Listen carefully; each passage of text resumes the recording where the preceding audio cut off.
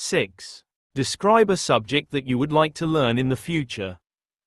You should say what it is, where and how you want to learn it, why you want to learn it, and explain if it will be difficult to learn it. A subject I would really like to study in the future would be French.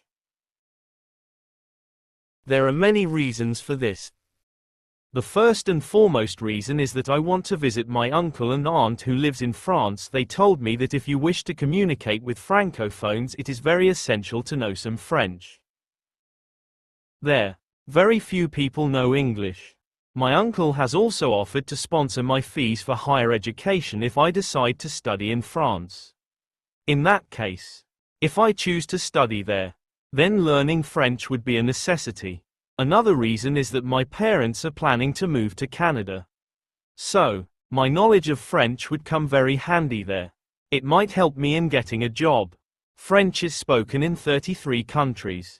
It is the second most commonly taught language after English, even in my country. If I know a foreign language, then I can get a good job in the tourism industry. Everyone knows, tourists from all parts of the world flock to India. Those who are multilingual definitely stand a better chance in the job market. Fortunately, a language training institute by the name of Aroma Language Center has opened in my hometown. They teach French, German and Italian, and the next batch is starting soon. I would enroll in that batch. 2 of my friends have started learning French there. They told me that the teacher is very nice.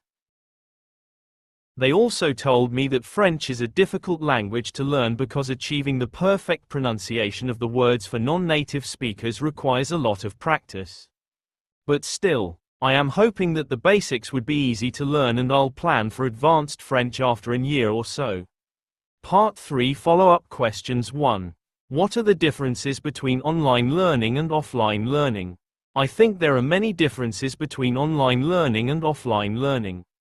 Firstly, online is more flexible and convenient, whereas for offline a person has to be present in a traditional classroom. Secondly, one can study online courses at their own pace, whereas for classroom learning one has to progress with a group too. Do you prefer to study alone or with a group of people? I can learn both ways. Studying alone lets me focus on what I need, but group study can be fun and helpful for explaining things to each other. It really depends on the topic. 3. What are the advantages and disadvantages of learning in a group? Group work can be great for sharing ideas and understanding different perspectives. It can also keep you motivated. But sometimes groups get sidetracked or not everyone contributes equally.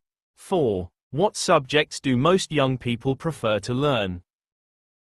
Why? A lot of young people enjoy subjects they find interesting or relevant to their future. For example, in India students love science because most of them want to become a doctor or an engineer when they grow up. 5. What is more important when choosing a job? High salary or interest? Well, this is a tough one. A high salary is nice. But if you hate your job, it won't be satisfying. I think finding a balance between something you enjoy and that pays you enough is important.